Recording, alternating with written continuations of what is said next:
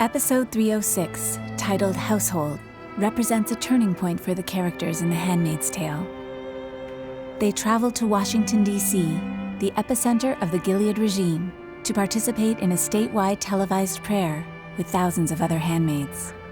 The Washington Monument has changed from an obelisk to a cross.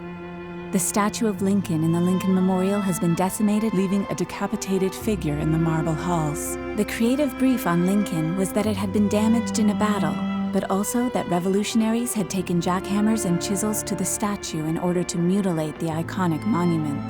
Artists created concepts with various levels of destruction. Once approved, modelers went about creating, then destroying Lincoln. The detail of the model needed to hold up for close-up cutaways, so time was spent on the shading to ensure it matched the real Lincoln marble. Shooting in Lincoln Memorial is not without its challenges. Being a national park, production couldn't own the space, which meant that every shot often had looky-loos with cell phones and cameras who needed to be meticulously painted out. While not glamorous, the paintouts were the first step in a complicated process to creating Gilead. Production were able to get about 100 handmaids in costume. The remainder were full digital crowd simulations. The digital handmaids and costumes needed to be able to do two things. One, the robes needed to be able to blow in the wind to match the conditions of the shoot day. Two, when the handmaids kneel, the robes need to perfectly match the actors.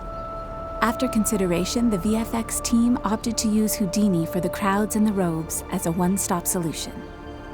The biggest challenge was matching the draping on the practical costumes. To that end, the robes were built digitally using the patterns from the costume department. The locked shots, sparse production design, and daylight shooting left nowhere to hide.